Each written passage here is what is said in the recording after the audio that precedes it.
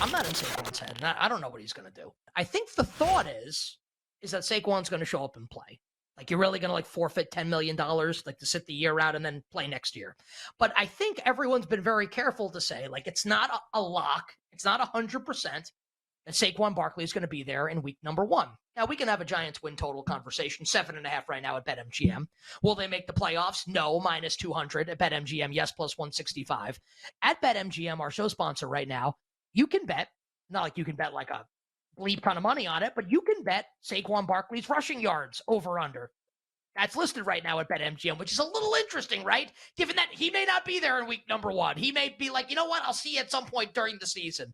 999.5 minus 110 each way is the posted total right now at the King of Sportsbooks, BetMGM. I can look up the Jacobs one as well. I don't know if there's enough there, Ken, to make me think, well, he's not going to show up. I'm going to bet the under, but it's at least a little interesting, right? That it's not like he's showing up. It does seem like there's a little bit of uncertainty there.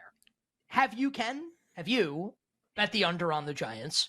Does this news on Saquon Barkley, if you haven't, make you more likely to make that bet? Because even if he shows up and like, this is all very narrative-y, and I understand that. Yeah. But you are going to have he shows up and plays, he's going to be disgruntled. This is absolutely going to be, it's the New York media, it's the second overall pick in the draft in 2018, loquacious guy, very media friendly, fans love him. This is going to be like a cloud hanging over this team's head the entire season, even if he shows up. So have you bet this under? And if you haven't, does this make you more likely to want to bet an under on the Giants? A team I think you and I already kind of felt like maybe trending in the wrong direction this year. Yeah, I know they're such a tough team to want to bet under on, right? Because, and when we talked about them at the time, I just go, look, like, this projection is going to be light. We did the exercise, projection was light. And it's like, all right, well, why is that the case? And it doesn't have to be this way. It could just be that our projection is different than our other people's, and there's just disagreement. But it's just like, man, like the coach might actually just be the best coach. And, something that I think has come up a little bit before you got married, but it's been about a month. And I feel like I'm moving more and more toward this extreme. I wouldn't, obsessed is the wrong word because I'm not there yet. I've become so much more interested in viewing teams only by their coaching staffs.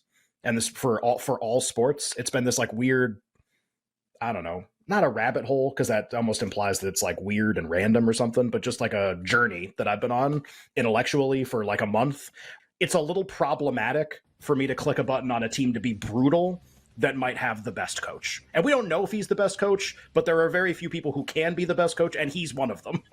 So like betting on a team to be bad that fits that description is a tough button to click. What about the Raiders? Easier button to click. What's the market for week 1 right now between the teams? Between Giants, Dallas, still 3? I will check, but I believe it's Dallas 3 on the road. Yep.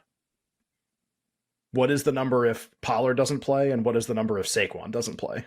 I think if Saquon doesn't play him, I don't think the number's different if Pollard doesn't play. I think if Saquon doesn't play, you might get like, it's 3.5. It's 3.5 minus 105 right now at BetMGM. Giants plus 3.5 minus 15. I mean, there's no way, and this is I should know the answer to this. We should bet the Giants, right? I mean, if this is but there's no way that move was today, right? Please tell me that wasn't today. I don't know. I just got back from Europe. I don't know. I haven't opened up the old week 1 NFL spread market in a while. I haven't really got that one kicking around. Summer league instead, which it makes me an idiot. If it moved for that, I just like, no. He's gonna play in week 1, I think. It's, first of all, it's definitely more likely he plays than he does. I'm going to assume that the line like moved organically and not because we don't think people think Saquon's not going to play. There's no way that number's off 3 with him in out of the lineup, right? I mean, there's no way that's off a number of 3 too at home.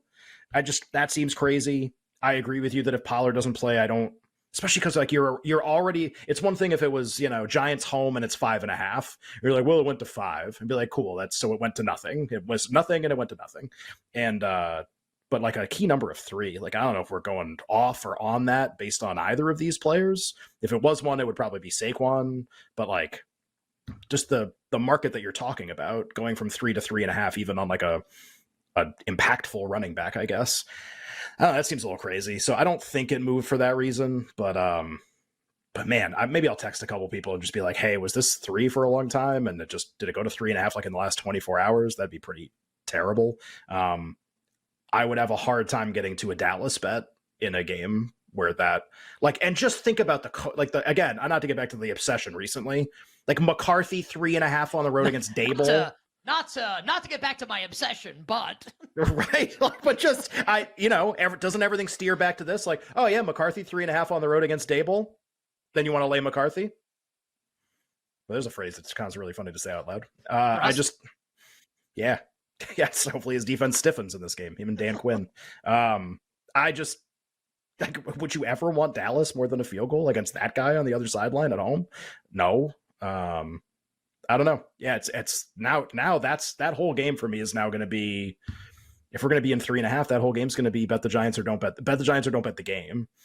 God, would never be Dallas at that number right now. I could never get to betting Dallas unless a bunch of the variables involved have changed. How about if you send some texts, right? And the answer is, yeah, it's pessimism about Saquon's availability for week 1. And the number is 3.5. I think I just bet the Giants now, right? And not risk losing it. Well, here's a fun question. The bet could lose and I would still feel good about it. Here's a fun question. If you bet Giants plus 3.5 right now, what is the percentage chance that the number moves against you? What's the percentage chance the number stays the same? And what is the percentage chance the number moves in your favor? Against you is the lowest of the 3 by far now that you're through barring 3. Daniel Jones gets hurt or something. Well, yeah, there's some percent. That's why there's some percent. There's some percent because someone could get hurt, obviously. Or Dable could resign or something in some scandal. There's some percent chance of all these things happening. And I just, okay, you're putting things into those 3 categories. I don't know, back of the notebook calculation. What's the likelihood this number closes more than this? 10%? I don't know. And I'm just back of the notebook, just off the top. I don't know, a really low number. And okay, what's the likelihood it stays the same? I don't know, probably split that evenly between that and it goes back to 3 and it's 3 minus 20 toward Dallas or something. I think it's and Alex writes the betting split, which is not usable right now to even make that statement to say people are going to be on blank. But look, it's no mystery. In the NFL, people like to bet favorites. This is not a reason to make a bet, but I'm just saying it's not a mystery. People like to bet favorites, and people like to bet short road favorites because they look appealing because the number's around a field goal. Whereas if that team was at home and the matchup was reversed, it's people don't intuitively understand home field advantage. So they see good team on road 2.5, 3.5. It's going to make them want to click the button because the number's really small. So I have no doubt Dallas will take a lot of money, but it's gonna close 4.5 them on the road in this game. That just seems crazy to me. So, hey, a bet that is more likely than not to improve in your favor in 2 months. Yeah, 3.5 Giants sounds okay in that way.